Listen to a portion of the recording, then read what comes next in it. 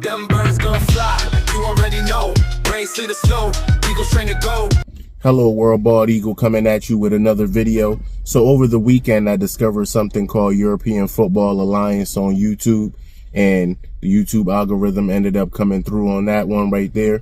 This league is based out of Europe, and they have 6 teams for now based out of a few different countries in Europe. They have a team from Austria, Denmark, the Czech Republic, France, and Germany. So they have expansions also coming for teams in Italy and the UK in 2027. But with the 6 teams they have right now, they have a 13-week season, and they match the teams up pretty well. They had their inaugural game this weekend, and they played 3 games this weekend, and I feel like the league started off great. For something so new, they have the right idea for their league right now. They have something called the Big Four, so I guess that's going to be the final 4 of the playoff weekend, and then after that, they're going to have the EFA championship. So that's all the way in August. So right now, the season just getting started. The ages to be eligible to play in this league are between 18 and 45. So that's a pretty wide gap right there that allows players of all sorts of every age to try to compete and make it on the roster. The roster has a 65-player roster with 48 players active on game day, with 2 spots reserved for players under 21. So that's pretty cool. That gives the guys that are young, that are actually good at the game and good for their team, the opportunity to be able to play regardless of their age. So that's pretty cool right there. They also have some rules that keep it European American football, meaning it's going to be mostly players out of Europe playing the game, because back in the day when they were trying to break the American football through in Europe, through the NFL and other sources like that, it was American players playing in Europe. So that disconnected people, furthermore in that situation. So nevertheless, they have a thing called A players, and that's just 4 players max that can be on the active roster on game day that are either from the USA, Canada, Mexico, or Japan. I'm not sure why those specific places, but that's how they have it set up. And only 2 of those players can be on the field at one time for a team at any particular time in a game, just to keep it mostly European players playing at any given time. I think that's a pretty cool rule. And they also have something called imports. So those are non-European players that started their careers anywhere outside of those 4 countries I listed earlier. Not sure why that's set up like that again, but there can only be 6 max of those players on a team. Once again, keeping it a very European team.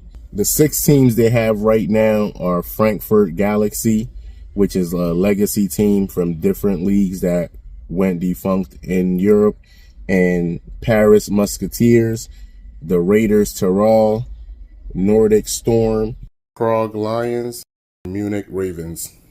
So these teams played over the weekend, and they had a pretty good matchup, all of them. The Munich Ravens and the Nordic Storms are looking like the strongest teams to me right now. They absolutely routed the teams that they played. The Nordic Storm had 47 points against the Lions that had 13 points. The Lions tried their best, but they were overpowered the whole time. They were no match for the Nordic Storm. So the matchups over the weekend were pretty great. Some teams just outmatched the others, just manhandled them.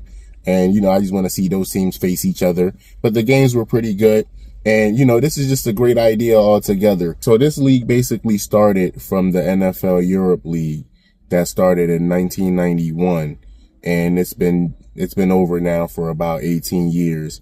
And then ended up changing over to the European League of Football, aka ELF.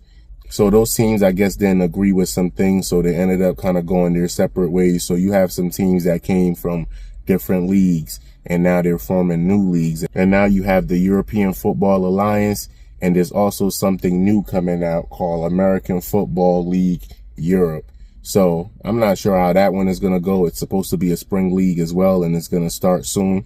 But for now, we're talking about the EFA, because that's already on the way and it's going on. So I think it's a great idea overall. Europeans didn't really like American football before, because like I said, you have a lot of leagues that try to start in Europe and they just had American players playing. And for a sport that people already don't know, there's also nothing kind of like bringing them closer to it when they don't have any skin in the game. They don't know anybody that's playing it. They don't have any family members that play it. They didn't grow up watching it from high schools and things like that, Pop Warner and college and all the things that Americans are privy to. So now it's starting to have a fan base, and it's a great idea, because American football is something that you can ignore and not really care for until you actually start paying attention to it. And you might find yourself really, really liking it, especially if you already like soccer or rugby or something like that. It's the ultimate team sport, has 11 guys on the field for one side at each time, and it takes all 11. One person can mess up the whole play on the defense and the offense. So it's just a great game. And once people get into it, they really start loving it. It's also good for morale for a lot of players, because it's just another league that I hope it survives, but it's another league that gives people chances to keep playing the game that they love. A lot of guys didn't make it to the league. A lot of guys didn't have a lot of other opportunities to play in different ways. So this is just a way to keep people playing football that really love playing it. They get paid decently, you know, depends on, I guess, what caliber player you are. Another thing that the game is great for, expanding to Europe in this way and them having their own league, something that's not NFL based, but based out of Europe, and they're acknowledging that they're playing American football. It's just global unity. People underestimate the power of sports and how it unites people. When I'm watching those games, I'm seeing people from different backgrounds and different type of last names from different cultures and different countries, all playing for a team in Germany or a team in Denmark or something like that. And that's just awesome. I feel like that's great.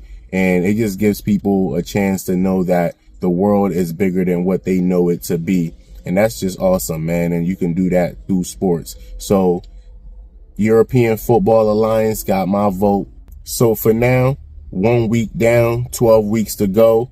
It's perfect.